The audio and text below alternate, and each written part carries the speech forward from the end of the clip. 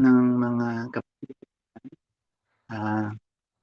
patuloy po na kagalakan ko kayo makita, makasama sa biyaya po ng Panginoon. Kasama na po ng nasa ating bahay-sambahan, mga kapatiran sa kanya-kanya pong mga tahanan, time zone, and patuloy ang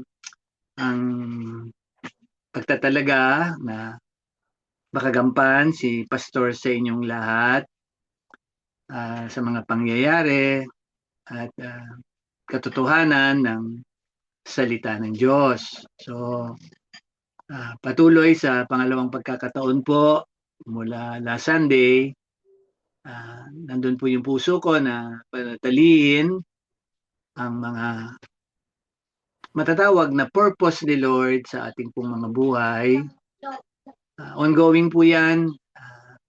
Although, syempre, according, yan po lagi ang binabanggit ni Pastor, pangkalahatan sa mga manggagawa. Yung according to our level of faith. Yan. So, sa kanya-kanyang kakayanan, kagalakan ni Pastor na kayo ay makasama. Ayan. Say hi. Hello. Then. Sige. Nono is sharing the word. Okay. Yeah. And then, yun nga po, kasama ng pangalawang pagkakataon sa mga patuloy, liban sa mga workers, leaders na na-update ko po, ay patuloy po, yun yung magiging mensahe ko ngayong umaga. Yung pong katugunan ng Panginoon sa ating lahat, hindi lang sa inyong pastor, my well-being now, okay po ako, no worries. At ito po yung patuloy kong itatalaga na mga magiging pangyayari. So, binabalikan ko nga, and God bless sa ating worship team. Nandiyan sila. Tayo po ay patuloy nakakapag-alay ng ating mga papuri, awiting papuri pagsamba. At kasama ng pagkakataon na kayo po ay patuloy na mahikayat. Kung mapapansin po ninyo, kung aware kayo sa mga posting ko for the past days, ando po yung mga pangyayari, imminent, o mga latest po ngayon, yung kahit yung El Nino na ibang super El Nino will be transpiring sa Pacific area, environmental, itong mga tinataguriang peste na naman daw po, antivirus, etc., aliens, lahat na po and mga matatawag na katotohanan, and even yung mga pinipreview ko sa inyo, yung the Promised Land, kakaka-celebrate lang nila ng 14 ng kanilang tinataguri ang 79th anniversary ng pagkakahirang sa kanila noong 19 sila ay maging state, ibalik na 1948, 1967. So, lahat po yung mga, kung tayo po ay aware, siyempre, historically speaking, and biblically, yan ang pinakamahalaga, biblically. Kasi, nag-uugnay-ugnay po yan. At yan nga sabi ni Pastor sa inyo, hindi ako bias. I'm trying to see, search, check mga magagandang insights para sa kapakanan ng ating pananampalataya. So sa bawat isa na naririyan ngayon, kagalakan ko nga po na kayo ay makapiling. And okay po si Pastor sa inyong mga panalangin. Marami pong salamat. Mga encouragement, ang dami po. Inyong mga messages at saka dalaw sa mga hindi ko ini-expect. Well, syempre, sama na rin yung aspeto ng mga realidad nga po, and ugnay na nga po yan ng mga pangyayari 2 weeks ago. So, marapatin po ang akin pong tutunghayan. Nandun pa rin po ako sa aklat ni Marcos, matapos naman kay Lucas, tinitignan ko po yung mga lingkod ng Diyos na pwedeng sabihin natin, hindi sila ganoon sa katandaan sa pananampalataya, pero makikita natin yung naging epekto sa kanilang buhay ng makaugnay sila sa ating Panginoong Jesucristo. You see, the last time, yung Book of Luke, ang aking tinutukan. And ngayon po, bakit si Marcos, no? Sa apat na gospel na ito, tignan din natin siya. Pwede nating ilagay yung katanungan na bakit? Bakit siya naisama doon sa mahalagang 4 gospels, di po ba? O si Marcos ay hindi naman siya prominent disciple at hindi rin naman po siya matatawag natin nandun sa eksena. Kung mapapansin niya nga pa doon sa pagkakahuli sa Panginoon sa Garden of Gethsemane, siya yung writer na tinutukoy niya, siya yung dapat mag-i-inform, kaso nahablot yung kanyang blanket, so siya ay napatakbo. So, normal reaction, sabi nga, ng mga may mga pangyayari. So, lahat yan, titingnan natin yung buhay niya.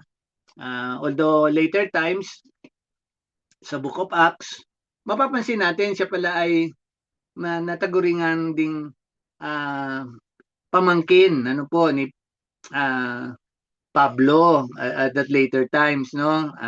Andun yung concept na naging siya ay pwedeng sabihing malapit kay Apostol Pablo. Ganoon na rin, later times, yung binanggit kong kanyang pagkakahirang kay Pedro bilang kasama. But, yun nga po, baka na-miss ko ako, yung kay Barnabas po, nung time ni Pablo at saka ni Barnabas, na yung matatawag na konsepto ng mga pangyayari. So, nasama siya sa apat na gospel. Kaya nga sabi ko, Lord, thank you din. Ito ay magamit ko ngayon sa isang katotohanan. Balikan lang po natin, ang apat na gospel po, nagpo-portray, kailangan ko po ibalik sa basics Kasi may nalulungkot po ako sa mga pangyayari. Madami na po akong inalagaan, inagapayan, ginampanan, and supposed to be, dumating na sila dun sa edad ng kanilang spirituality. Siyempre, may kalungkutan ganun pangyayari, either babalik dun sa tatlong kasalanan, magkaka-pride, magkakaroon ng lust of the eye, lust of the flesh. So, nangyayari yan kahit leader na, kahit sa anong aspeto, pag nalinlang or hindi na natili sa katotohanan ng salita ng Diyos. So, ang dami ko na pong karanasan, and in fact, hindi naman nagkukulang sa pagpapahayag. Ayoko din nga pong maging bias, na sabihin, kasi no one can prejudge, only God can prejudge kung ano ang mga pangyayari sa atin. Kasi kung piniprejudge na consequential, tignan niyo po buhay ni Job. Tignan niyo po buhay nila Daniel. Tignan niyo po buhay ni Apostol Pablo. They pass through. Joseph, they pass through mga pangyayari na matatawag na strengthening their faith. Kaya na isang posting ko na isang araw about David, di ba? So, bago naging hari si David, kailangan nandoon ng mga pinagdaanan niya, ma-prepare siya ng Diyos sa kanyang gulayat, no? So, not to prejudge, syempre. Pero makikita natin yon. Kaya nga kanina, ang pinakamaganda ko sigurong posting sa kabuuan, bato-bato sa langit don't see your pastor, don't see your church, see yourselves, di ba? Kasi it will make a big difference. Kasi pag, yun nga, I don't want to be biased, dun sa concept na yun, only God can prejudge, 1 Corinthians 5. No? And klaro yun. We cannot prejudge yung unbelievers, pero within the ministry, within the faith, makikita natin ang kanya-kanya spiritual level. Kaya nga nagpaalala ang Panginoon kahit sa leadership, their qualifications, and titingnan natin yon doon sa spirituality nila. No? And sa tagal ko pong pag-aalaga, sabi ko nga sa inyo, this coming August, God willing, kung dadating pa tayo, kasi kung binatayan nyo yung prophetical timeline ulit na pinost ko, kung titingnan talaga, pero wala nakakaalam hanggang katapusan na lang tayo ng taon, 2026, kasi yung 2027 na yan, very ano na yan. So, nangyari na itong Pentecost nila ngayon, itong 14, yung kanilang celebration, etc., etc. Who knows, no? But sakali, aabot ako ng August, salamat. Panahon, pagkakahirang sa akin ng Panginoon, and anuman po itong katatayuan ko ngayon, yes, lagi ko naman dinideclare yun No one's perfect, I'm not perfect, pero paki-assess natin, no, ang ating mga spirituality bago po tayo, sabi nga ng 1 Corinthians 5, bago tayo ng Matthew 5, bago tayo tumingin ng muta ng iba, tignan muna natin, baka mas malaki yung muta natin, hindi natin nakikita yung ang katotohanan, no, sa buhay Kristiyano natin. So, pangkalahatan po ang akin talagang puso, and bakit po very kay Pastor, napakahalaga po ng magiging pagpapaalala ko. Maiksi lang po ito. So, Asi, sundan mo lang ako. Ilang verses. Pero nakatutok ako sa aklat po ni Marcos. Si Marcos po, sa 4 na gospel, ulitin ko po. Siyempre, pinutray ni Apostle Matthew, si Jesus as King. Okay? So, sa Book of Mark, pinutray naman ni Mark si Jesus Christ as matatawag nating servant. So, bili mo, king, servant, no? Ang contrast, king, servant. And now, pag dinala mo rin po ngayon sa Book of Luke, siyempre si Luke, yung nga pinagbabatayan ng iglesia ni Kulapo, tao lang ang Panginoon. No, He is the Son of Man. Okay? He is God. And sabi nga na nagsakatawang tao. But hindi lang siya tao lamang. He is God. Then, here, as the book of John, very clear, He is the Son of God. So, contrast lahat yan kung sa synoptic, sa mga nakapag-aral po at hindi mga pastor-pastoran. So, hoping naroroon patuloy ang inyong minensahe ko na yun discernment, no? Sa mga masasabing iglesia ngayon, masasabing Kristiyano daw ngayon, masasabing mga pastor daw ngayon, lingkod ng Panginoon, and not to be biased. Kaya nga, si Pastor, very transparent ako sa inyo. Ayokong maging on that side, bias na ako lagi ang tama. Very humbly ako patungkol sa Diyos. Wala pa pong perfect. Kahit ako po may process. Pero hindi po yun dahilan. At nakakatiyak kayo, whatever transpired, alam po yan ng council at ng workers, it did not disqualify me sa katatayuan ko. And hoping doon ako tatahak na makakapagpatuloy pag tapos po ng recovery ko. Prayers po kasi iugnay ko to sa mensahe ko As per my therapist yesterday, yung therapist ko po on my 3rd session, in-update na po niya ako, so kayo po i-update ko din ngayon. Good development po, no? Ganda nga Kaya ngayon Psalm reading kanina, patuloy kong napatunayan yung Psalm 34 verse 8 ko. No? Akin yun sa aking IG. Taste and see that the Lord is good. Dahil lahat itong tinatamasa ko po ngayon, tinatahak, nandun yung verse 1 to 3. Then italo nyo po yung hindi naman ako nabalian ng buto. Salamat. Kasi sabi nga, talagang nabugbog po ako lang ng hindi maganda, sabi ng therapist ko. But still, Unto recovery po ako, maganda mga development exercises, mga ginamit ni Lord sa inyo. Alam niyo yan, hindi ko na kayo para banggitin, para rewards, kayo, si Lord na magbabalik. Yung concept na I still need para bago ako makaakyat po dyan sa center natin. At least, to the most daw po yan, 6 weeks. So, talagang prayers po tayo. Dito po muna ako gagampan. Mga messages, video call, kung kailangan nyo po si Pastor. Ito po naman, ang ganda nga po ng technology. Makapag-encourage pa rin ako sa inyo po na minsan ito po yung mga kaalaman naming council. Minsan ang hirap mag-encourage ng ikaw yung nandun sa kalalagayang mahirap. Pero again yan, no, i-discern niyo po kung hanggang saan yung kakayanan namin ng mga leaders, no? Hindi lang si pastor po ng Holy and True Christian Fellowship, paano kami gumagampan, yung mga tinatawag pong sacrifice of praise. Ayan, no, nakaka-touch, ayoko silang itaas, galing lang sa mga karamdaman din, pero andyan kayang kumanta. Yung ating mga youth ngayon, nagkukumit, nakaka-touch. Sabi nga, walang makapagmamalaki kay Lord.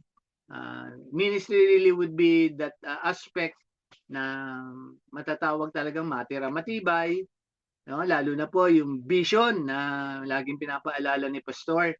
Let's make sure na kasama tayo sa vision kasi nga, as I have said nga, 2 weeks ago, may inalis pa rin si Lord sa vision, di po ba? Supposed to be mataas na spirituality nila. Pero ganun po umiral yung kanilang emosyon, pride, and nawala na po yung pagkalinga sa inyong pastor, pagrespeto. So be it.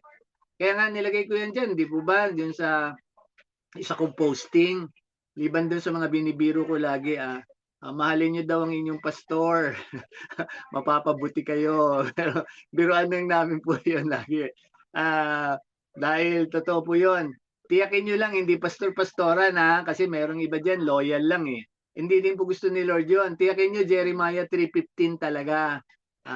Kaya nga, nakita ko si Benjo last Sunday, umiyak Jo, ayaan mo, pupunuin ni Lord yung center ng mga dapat na aalagaan mo someday habang wala si Lord.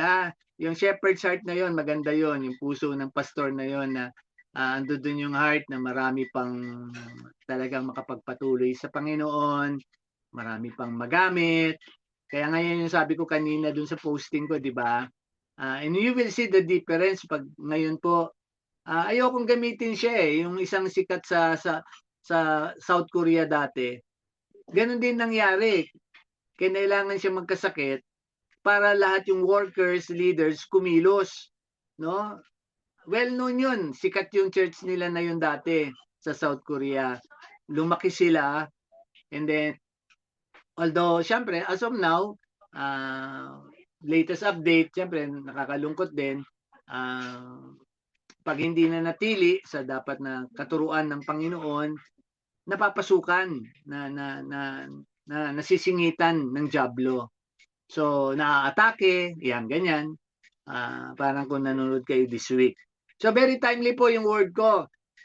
Pakilagay lang sa inyong mga puso ito. Ano ba itong action word na gagamitin ni Pastor? Kasi, ang Book of Mark really is an action story about God. No?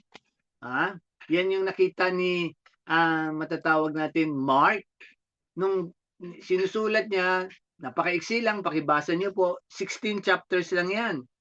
And napakaganda ng nilalaman. Mababasa niyo po yung word na ito 40 times. Pero in 3 aspect. Okay? In 3 aspect. Kung sa King James Version, 40 times siya ginamit, pero hindi yung literal na word na yon. Meron siyang paggamit on that concept, pero the same word yon. Well, sabi diyan, in the King James Version, nandun ako sa Book of Mark, mapapansin ninyo no? The word, uso po ito bukas, forthwith. Yan. Forthwith. Yan na, naririnig niyo po ako. Okay po ba audio ko? Yan. Okay. Forthwith. Forthwith.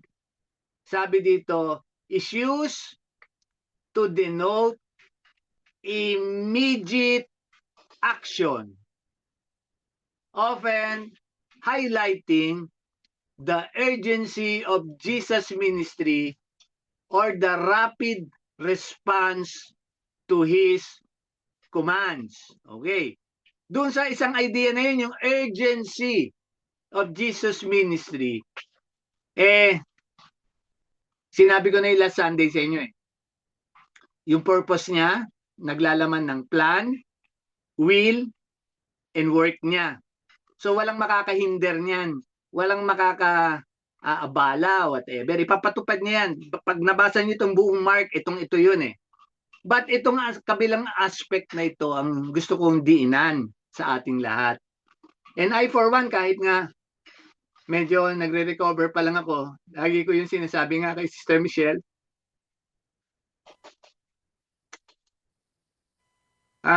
gusto kong makabalik dun sa aspeto na yun. Sabi nga dyan, or the rapid response to His commands. And yung ko po kayo ngayon challenge ngayong umaga. How do we respond to His commands? Iiral pa rin ba yung mga pride? Iiral pa rin po ba yung mga lust of the eye? Yung mga lust of the flesh na yan? And of course, masasabi na ano bang other words na matatawag nating forthwith, pwede ko sabihin pong in the book of Mark, mababanggit po siya yung mga word na straightway at saka immediately. Kaya nga andyan yung immediate action So mamaya dadaanan po natin yan, no? Straightway in the King James Version and immediate. Yan yung nagko-connote sa word na forthwith. Ano po? Para sa word study natin. But in the Hebrew word, ang dalawang Hebrew word na paggamit po niya, depende kasi sa magiging paggamit natin. Miyad, M-E-E-Y-A-D, miyad, and the other side, pag ginamit dun sa mas ibang aspeto, legality, etc., takip. Hindi po takip, but takip, T-A-K-H, then K-H-E-E-F. Ayan, tingnan nyo na lang po sa inyong, alam nyo na, ibig sabihin, the translation of the word Hebrew, in Hebrew, the word forthwith. So again, nabigay ko yung background ng Book of Mark. It's an action story about an action God, and done deal po yon. But ang papakita ko dito yung contrast. Tayo, in our times, how did we or how do we ongoingly respond, no, to that urgency of Jesus' ministry? And siyempre, not to be biased, there's so much na matitignan natin. And sabi nga po diyan, typically, yung straightway, a synonym for forthwith, also constrained his disciples to get his commands done. Pansinin niyo po yan pag nagbasa kayo, klaro Ngayon din, para kay Pastor, more ko nagiging na-appreciate. Merong mabilis sumunod, meron talagang matagal sumunod. So, may process. Sabi nga, wala namang perfect. Kaya nga, kahit nga yung pinag-aawayan ngayon, bukas, yung meaning ng forthwith, sa ibang Tagalog, gusto ka agad nun, yung word na bahala kayo, agad-agaran, action agad, etc. Di ba? Mga parang ganon sa mga pangyayari. Eh ako nga, in-observe ko yung therapist ko eh. Sinasabi niya, it will still take time, Pastor. Basta, kung ano yung kaya nyo lang na exercises, recover kayo, diet kayo, rest kayo. But meron siyang encouragement sa akin na I hope after my 6 session, makakalakad na po ako. Kasi ngayon, mahawak pa po ako sa silya bago ako maka-step. Tinanong ko siya, totoo po ba yung mga nasa Facebook na yan, yung nilalagay sa tuhod? Kailangan ko po.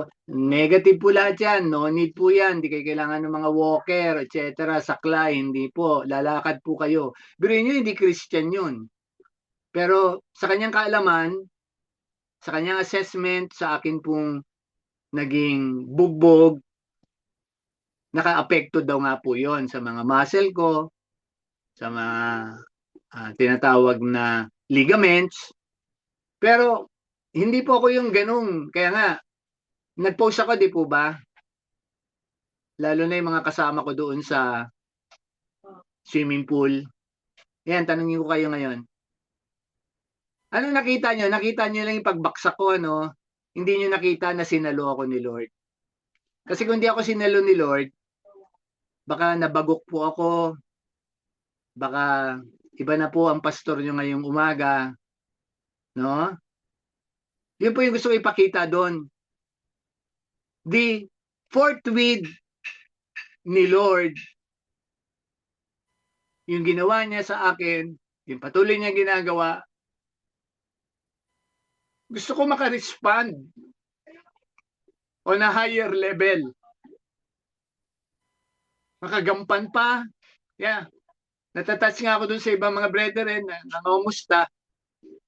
Sabi ko, pasensya muna, but I will try my very best. Makagampan pa rin sa inyong lahat. Siyempre po, on my part, how I really miss yung concept na ito kasi i-relate ko po ito sa tema. Diba? Ang sarap na yung sabi nga, you want to really be abided with the Lord. And yes, malapit naman na po. But still, para kay Pastor, alam ko may purpose si Lord muna pa ngayon sa akin po. Nakikita ko yung mga purpose ni Lord. Siyempre, not to be biased po, thank you for all your prayers sa mga may kakayanang sumadya personally, malayo man, for the purpose, although yung iba naman naintindihan kami, hindi kayo talaga maasikaso ni Sister Michelle, hirap kami kumilos dito, alam niyo po yon, pati si Aya, but again, thank you for the heart. How I long na patuloy, naroon po yung puso ni Pastor na makasama kayo. So, I move on. Pansinin niyo po when it's termed urgent. So, in the book of Mark, 40 times po itong nagamit eh. Yung idea ng forthwith, immediately, straightway. Magbasa po kayo, ano? Lalagpas pa po yata nga ng 40 yan kasi nag-try po ako magbilang eh. Pero, try to see, di ba, kahit sa concept ng physical, na alala ko po yung nandun ako sa academy noon, yung time element, tinitignan kami dun eh, dun sa response namin. So may command yung upper class namin o yung tactical officer namin. No? Uutusan kami o may ipagagawa sa amin. Bigla nang sasabihin, biruin nyo yung count niya in one count. Bilang mo, hindi ka pa nakakakilos in one count. Pag hindi ka nakakilos nung in one count, lagot ka. Yan, nakita nyo nga, may viral na naman sa academy namin, di ba? Yung hazing na yan. In one count. Kasi tinitingnan din yung pagsunod. Yung yung response mo doon sa command. Yan. Inisip-isip ko nga eh. O nga Lord, no, kung panahon na yon dahil lang sa utos ng tao, hindi ba mas ikaw dapat, Lord, yung response namin sa iyo, Lord, sa ginawa mo sa amin. And this command, sabi ko naman nga po sa inyo lagi, hindi naman ito para kay Lord eh. Tandaan niyo po ito. Ito po para sa ikakabuti natin lahat. Minisahe ko na dati yan eh, di po ba? Sa ikakabuti po natin lahat. Pero I do not know bakit may iba sa atin talagang hindi pa maka-respond ng ganun dapat sa Panginoon. Pero pag dinala nyo sa mga work ninyo, pag may mga hinahabol kayong may hinahabol tayong mga dapat matapos na work. I'm sharing the word. Go there. Then, di ba? Tatapusin nyo yan, i-overtime ninyo para maka-respond kayo dun sa utos ng inyong boss. Yung mga estudyante natin, pagpupuyatan nyo, yung mga term paper ninyo, mga exam ninyo, for the purpose na, yeah. You want up to Nana? Yeah. Pasensya na po ha. Yeah. Oh, yeah. Say hello again. Hello. Yan. Yeah, sure. Okay. Oh, yeah. Go ahead, Mama first. Yeah. Saglit po, nawala kayo ha. Babalik po ako saglit. Nawala. Saglit na. Nawala ako. Yeah. Yan yung immediate response ko po sa aming apo. Pag ako'y kinukulit. Yan. So, sa accident, yung nangyari po sa akin. Di ba? Nakita ko doon yung immediate response ng mga kaagapay ko. Nandyan sila. Pati yung tinaguriang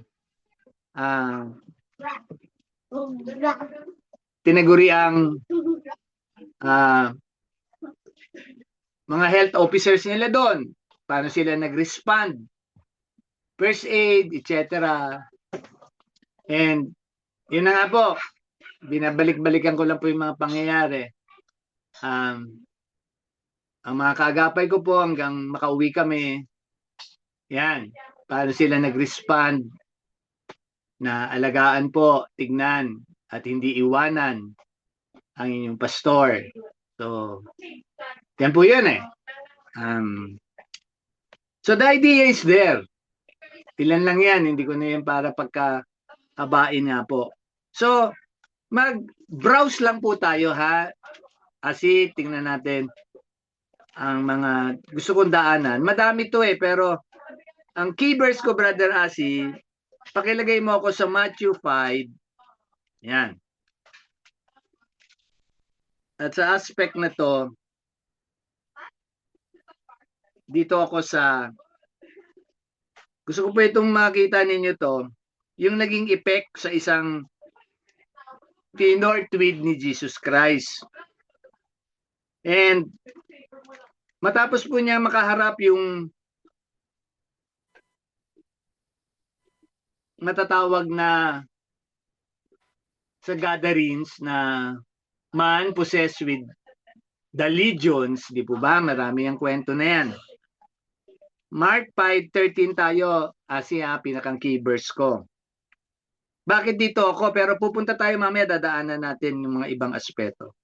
And then, grabe, legions. Medyo nalungkot nga ako dun sa posting pala, hindi ko kasi nakita yun last week eh. Bring nyo, sabi ko nga doon, sino sila para questionin yung nangyari sa akin, di po ba? Yung what if, kung ako daw pala talaga ay na-consequence. Yes. Oh, nice. O sige, we show them. Just like you're in at church, we will go there again when we have when we have time there. Woo! Look at my cup. Sige ba? Ah, yeah, look at you. You see my response sa akin pong mahal na apo. Pasensya po kasi talagang ako'y kinukulit dito. But ate, pakisuyo muna. Then, sabi nga, alam natin yung kwento na to, pero nasa Mark 5 po ito, mas maganda to eksenang ito. Gustong-gusto ko po yung word na verse 13, forthwith dito. Siya yung tinutukoy ko pong grabe ang nangyari sa buhay niya. Pero ano pa rin ang makikita nating issue dito? Ito po yung gusto kong makita Ito yung ating tema Ganito ba damdamin natin matapos tayong iligtas ni Lord, matapos tayong protektahan, pagpalain, etc. Ano po ang sabi dito? Napakaganda ng pangyayari. Sabi ni Lord sa verse 18, and when he was come unto the ship, he that had been possessed with the devil prayed him, asked him that he might be with him. Look at the response. Nang matugunan yung demon possessed na ito, ano ang kanyang response sa Panginoon? Tayo po in our lives, mga panahon, taon na namang pinagdaanan natin sa Panginoon, well, yes, it will not always be late. Wala nga perfect di ba? Sabi nga, from glory to glory, pinoprocess tayo ni Lord. Pero, the outcome later times, si Lord pa rin po nakakaalam. So sa akin, parang ito yung sinisigaw ngayon nung pangyayari sa ating gobyerno. Sino paniniwalaan nyo? So sige, pwedeng paniwalaan yung sabi-sabi ng iba. Pero I hope, hindi ko naman sinaano yan paniwalaan natin ang salita ng Diyos. Kasi yun na magpapatunay. So kaya yung labanan nila doon, mga batas-batas ang pinapaunawa nila. Di ba? Pero tayo po, iba ang ating batas. Ang batas po natin ay ang salita ng Diyos na basihan po ng ating pananampalataya. Not to be biased. Lagi ko naman sinasabi, hindi pa naman perfect si pastor po dyan. But my spiritual authority, yung katatayuan ko po, kaalaman ko, and kung ayaw nyo paniwalaan, galing ako kay Lord as Jeremiah 3:15, kayo na po yun. Sige, maghambing kayo maghanap pa kayo ng ibang pastoran, kayo po yun. Pero since the start ng buksan ng Panginoon ng Holy and True Christian Fellowship, ilang years na po tayo, di ba? 29. Hoping, lahat po tayo dapat ay on that spiritual level na. Pero siyempre, kasama po yan meron talagang bibigay. Nandito din po yan mamaya. Yung parable of the sower.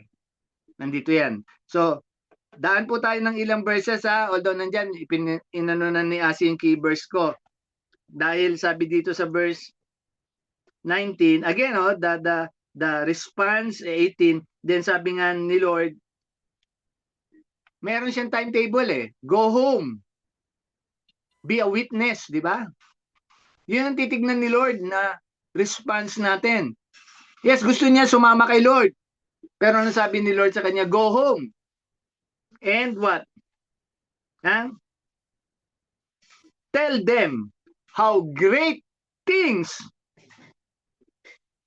grabe, the Lord hath done for you, for us. I am declaring this now. I am declaring this. I'm boasting of the Lord kung ano man nangyari po sa akin. Alam ko, ayun, nakita nyo nga ang purpose eh. May tinanggal pa si Lord sa vision. Although, taon ko yan, mga inalagaan. Dami yan, dami niya, mga taon kong inalagaan. Taon ko silang shepherd. Yan, yung mga upcoming leaders ha. Yung subject na shepherding. But it doesn't really lagi kong binabanggit yun eh. Lahat ng training program natin, kasi naalala ko lagi yun eh. Naging bisita natin yun dati din sa kabilang ministry natin. Hindi ko siya nakakalimutan. Although alam ko wala na siya sa mundong ito, na kay Lord na siya. Maliit lang siya, pero tawagin namin siya sa Bible School, small but terrible. Si Doktora Pineda. Yung mga dati kong kasama sa kabilang church, naalala niyo si Doktora Pineda.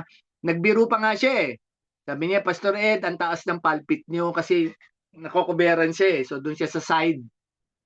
I do not know kung sino nakakaalala ng Pastor Rico, sila Sister Ningning, di ba? Bisita natin yun, nakakaimbita ako ng mga matataas na mga teacher, pastor from our former ministry. Tinuro niya yun sa Bible School sa amin. Sa subject ko, walang test. Sa Bible School, wala dapat test. Kasi ang test nyo talaga pag nasa ministry na kayo.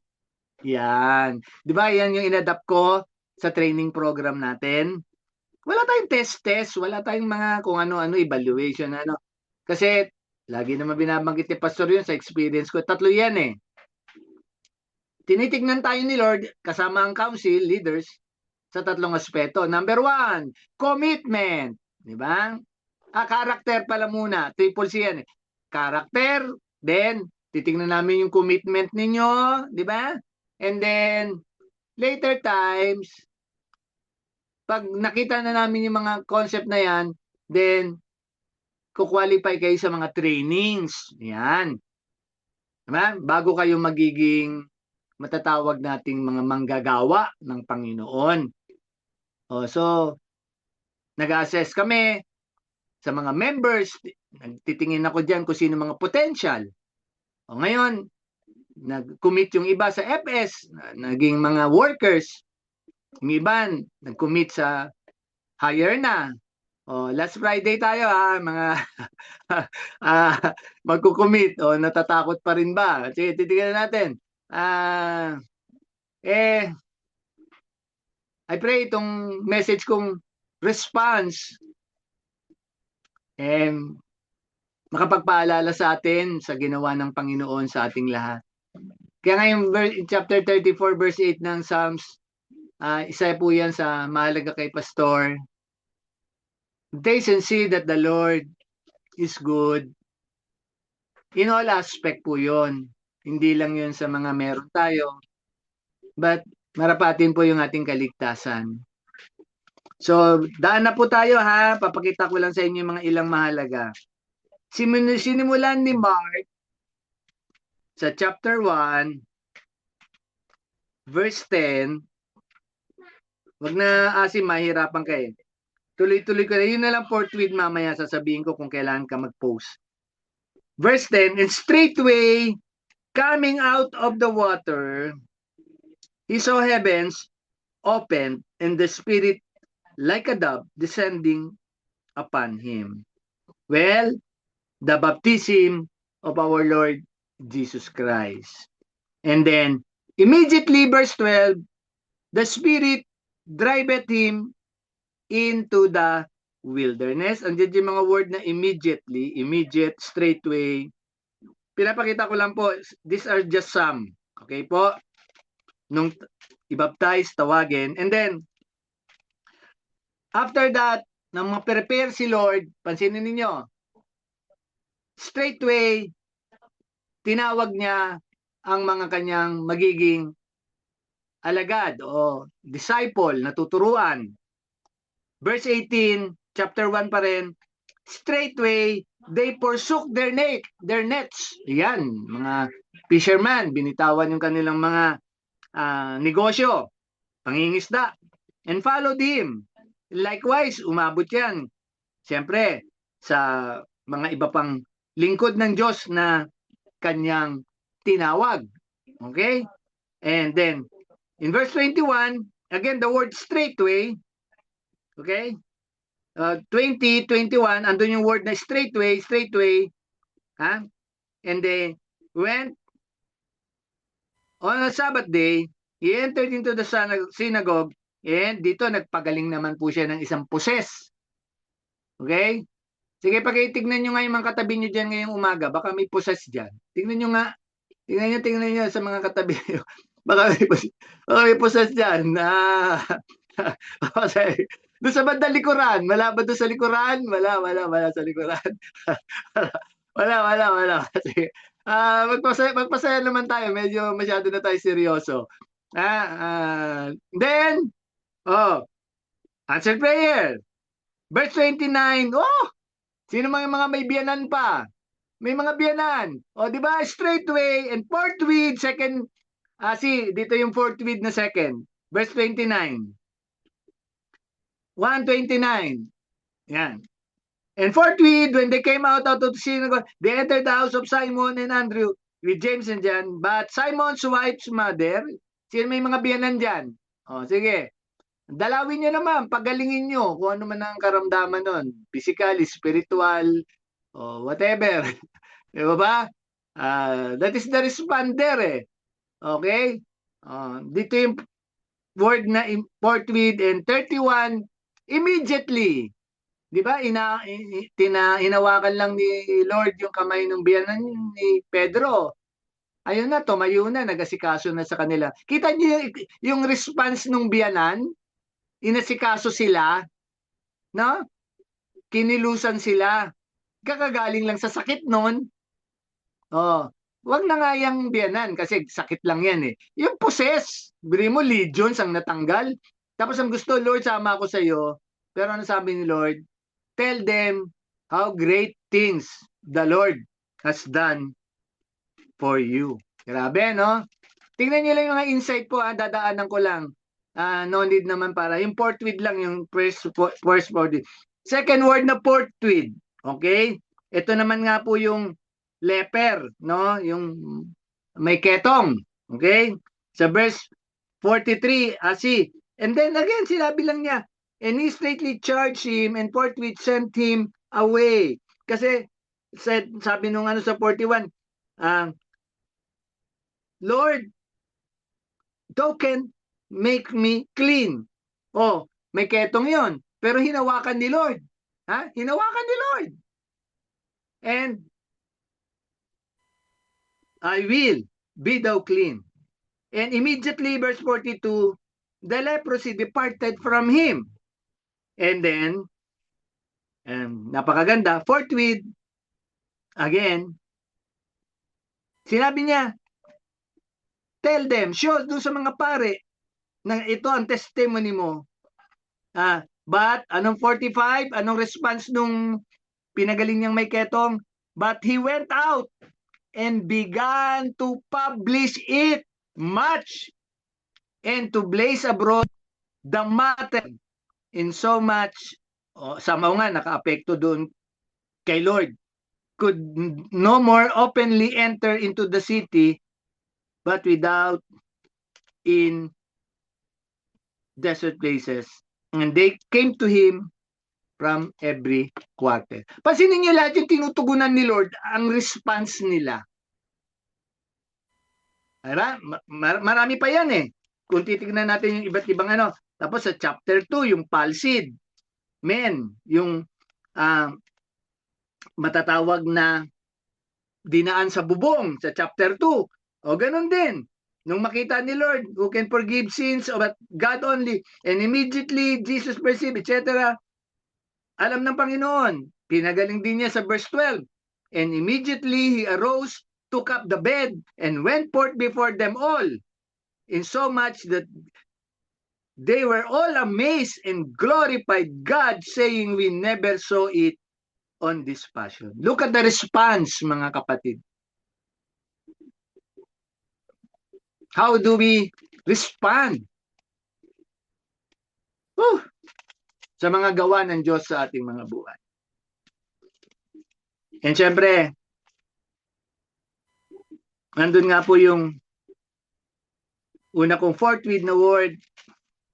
Tatalon po ako siyempre dun sa aspeto na yon na napakahalaga. 1 and 2. Diba? Kasi nakuha mo na yan, ha? Tatlo lang yung verses na may forthwith. Kasi doon ako tumutok eh. And then, talon tayo hanggang umabot na po. Ang dami niya na dyan mga pinagaling, etc. Hindi na po ako, tumalon na ako doon sa mga ibang aspeto. Then, dumating po siya doon sa Parable of the Sower, chapter 4. Ayan. O, pansinin niyo po sa chapter 4, ang liwanag. Again, sa chapter 4, very clear po na, again, piniliwanag niya ito. And sa 15, Satan cometh immediately. Kasi doon siya sa lupa na hindi matatawag natin talagang stony siya, etc. Yung hindi siya talaga kinukuha kagad ni Satan. Andun yung word na immediately, verse 16, immediately, verse 17, immediately. And ang dami pa pong mababasa yan na mga word na immediately, chapter 5. And then, kaya nga dito ako sa chapter 5, verse 13, ito yung key verse ko. Yung forthwith, Jesus gave them leave, yung mga demons sa baboy.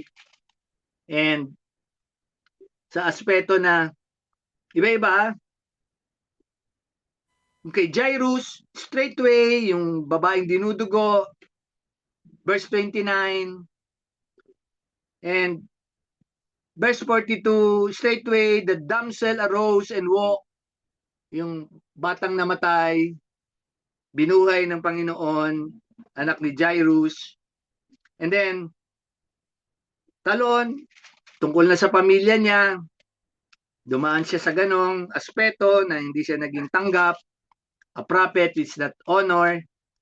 And later times, ando naman ang after effect sa kanya pong mga matatawag na pagpapatupad.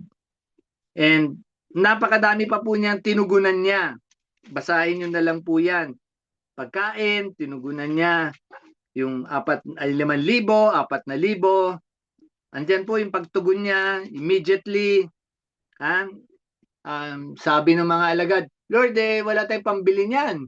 Sabi niya, ano meron kayo dyan? Yan. So, pakitanong doon sa mga food committee natin sa likod, anong meron pagkain ng workers mamaya? Wawa naman. Wawa naman. Ayan nyo, may mga mag-sponsor sa inyo dyan. Talaga buong muna hintayin natin yung paraan ni Lord kasi alam niyo naman yun, council workers, ang ating sitwasyon ngayon. Timely.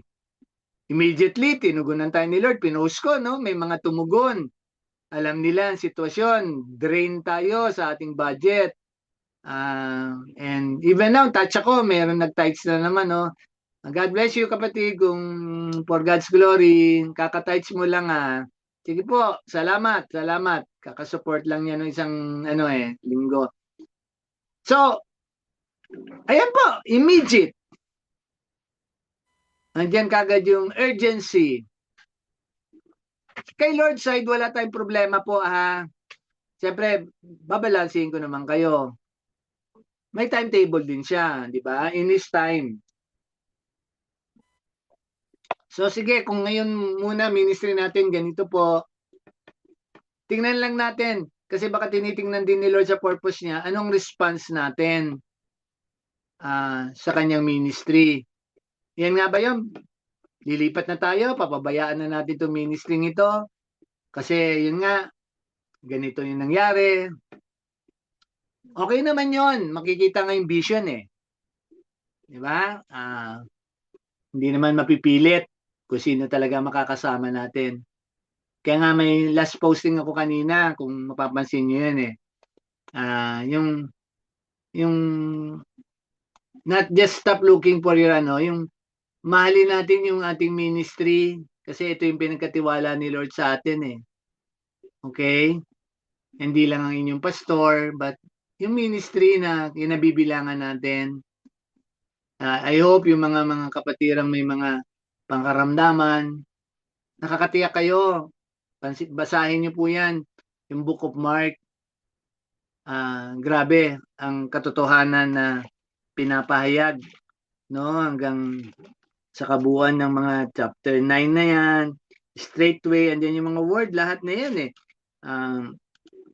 So, immediately, pagtugon niya sa mga iba't ibang aspeto, and then kahit nga po dito sa pinakang mga huling chapters, yung katotohanan ng si mga bulag, si blind Bartimaeus, immediately, ang dami. Ako nga, di ba, dumaan ako dyan sa Mark 10:29 na yan, alam niyo yan. But immediately, natugunan din po ako ng Panginoon. Here, chapter, dami, kung pwede niyo pandaanan, hindi ko na po naanuhan masyado. Kasi doon ako pumokus sa mga tatlong aspeto na yun eh. Pagtugon ni Lord sa iba't ibang mga pangyayari. Halos na ulit lang naman yung iba dito, yung may mga karamdaman, etc. Yung pag-rebuke niya doon sa mga kaparian ng panahon na yon, yung mga hypocrites, ganyan. Nandyan lahat yan. At hanggang sa betrayal, alam niyo po ba? Grabe, no? Punta kayo sa chapter 14. Si verse 43 nga, daan na lang natin to ha. Mark 14:43. And immediately, while he yet spake, cometh, sino? Judas, one of the 12, and with him a great multitude. Grabe, no? Immediately. Okay naman yung response ni Judas kay Lord eh. Sabi ni Lord sa kanya sa Book of John, sige na, gawin mo na yung dapat mong gawin. O yun naman nga, immediately, dumating na si Judas, may mga huhuli sa Panginoon. Parang eksena ito nung Lunes may huhuli kaya nagtakbuhan.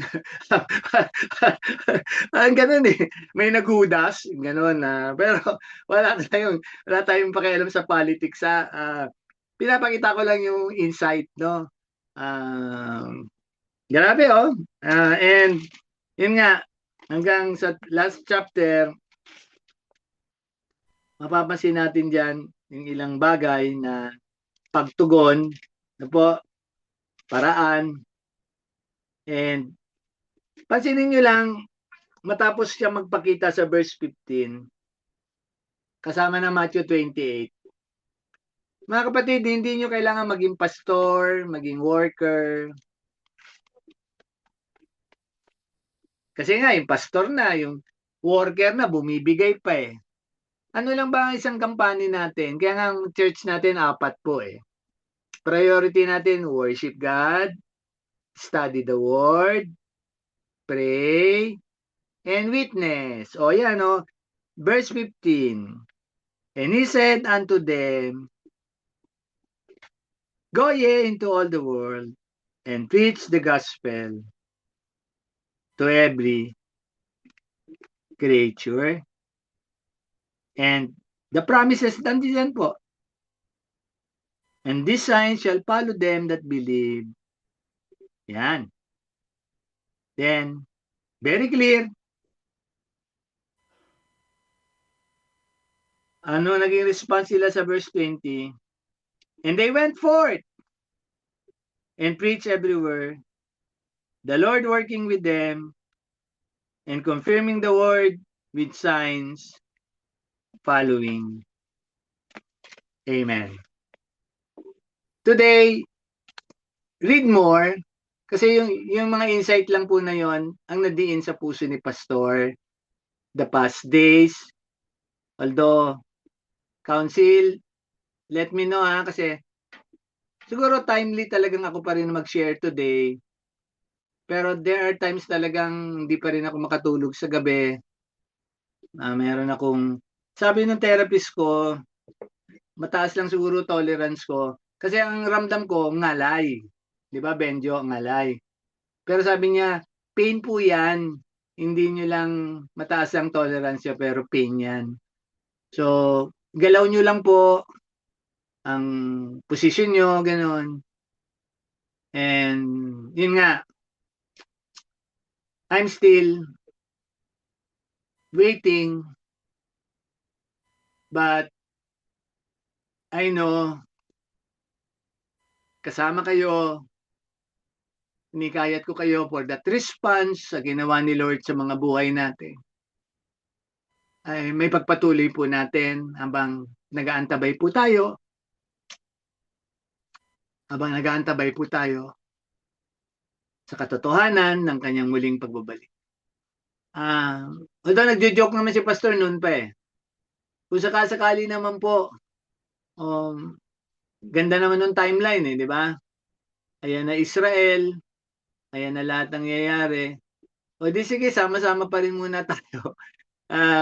Na magpapatupad na ng pagtatatakan kung sakaling hindi tayo kukunin o hindi tayo nakuha. So, ano bang puso ni Pastor? Ano magiging response natin? Napakasarap kasi na ano yun eh, pangako ni Lord, lahat. So, on our side, ano response natin? Sana maging ganun yun. Response din natin. I am continually with the Lord. Yun nga eh. Alam niyo last Sunday may message sa akin nakaka-touch. Miss na namin kay Pastor. The presence there, di ba? Sabi ko naman, yes, likewise sa inyo. Kasi, siyempre, very welcome naman kayo pero yun nga, hindi namin kayo maasikaso. But hindi naman namin kayo may tataboy. So, thank you sa heart. Andito naman ang inyong pastor, recovering. And I really pray na today, na-encourage ko kayo how to respond to the Lord. In all aspect. Physical, ang mga dapat, ating responsibility sa spiritual, hindi dahil kay pastor, but dahil sa pagkakahirang niya sa atin as one family, the Holy and True Christian Fellowship. Ayan, nagkasubukan, di ba? I hope walang nadidisheartened. Makikita niyo these are realities of the ministry. Bilo nyo, taon ko yung mga yan inalagaan. Dami nila dati eh, di ba? But hindi ko expected na meron pang humabol. So, hoping wag na yung hindi ako bias dun sa ibinalik ni Lord pero na maalam ulit. Ramdam ko naman yun eh, pag ang heart hindi sa atin kasama sa vision. Ayun, na maalam na rin, di ba? Last month. Pero salamat ang mga magulang nila ay nandyan, kasama natin.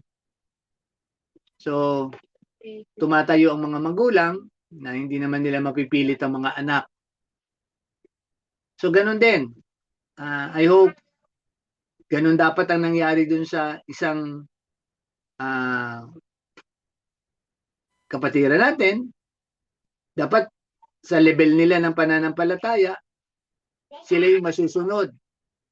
Hindi yung mga anak. Pero, dun nga, sige, pag nanonood kasi ako ng mga updates dito, klaro eh, kung sino yung mga may kasinungalingan. Sino yung wala sa batas, di ba? Pinapanood ko sila, grabe yung mga paratangan nila sa balita. Pero kung titignan mo, makikita mo sino yung nasa tama. So, ganun din tayo sa spiritual. Tignan nyo po yung nasa Bible. Kung sino yung dapat masunod. Sino yung dapat na command ni Lord na matatawag na sa concept na yon ng katotohanan, pwedeng sabihin talagang miyad, Or yung kabilang response, patawad na lang ni pastor to. Takip, yun nga, tatakpan ang mga kasalanan,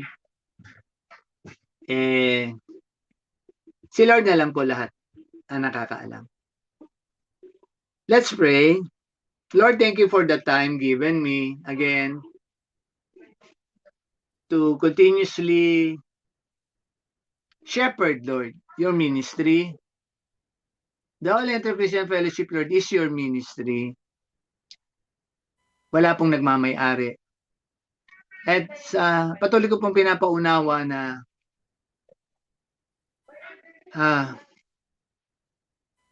wala pong pwedeng mas mangyari ang gusto nila kasi ang vision na pinapatupad mo, Lord, ay naroon dapat sa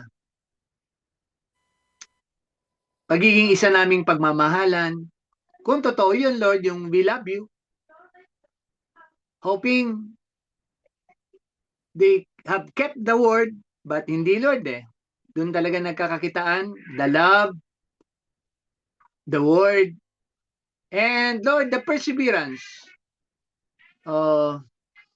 Naging one-sided lang, Lord, Grabe ang tiyaga ko sa kanila, Lord, pero hindi nila natyaga ang iba naming mga kamanggagawa. Hindi nila natyaga, Lord, ang pangyayari sa buhay ng inyong pastor. So that just shows, Lord, not to be biased kung sino po nasa tamang response. Lord, thank you for may mga kaagapay, nandyan sila patuloy, mga kamanggagawa, mga matuturing na pamilya, higit pa sa dugot laman. And knowing, Lord, na I have this timetable pa po bago ako fully recover, I would maximize, Lord, how I can minister to them, paano po ako makakagampan.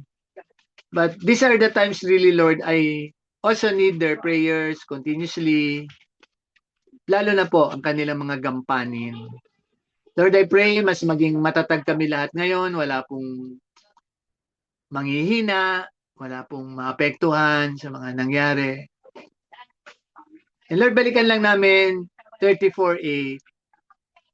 What we have now, your goodness, Lord, sa buhay namin, ay magiging katotohanan po na yung po tinatawag namin forthwith, the immediate, the urgency response. Hindi kayo, Lord, kayo automatic kayo, Lord. Kami, Lord, paano? Sa paglilingkod namin sa inyo. Pagpalain po ang bawat isa, Lord, even knowing now, I have my heart, wala man kami celebrants this week, Lord. Lord, yung ongoing na may mga pangkalusugan, pampinansyal, lahat, pang-emotional, pang-pamilya.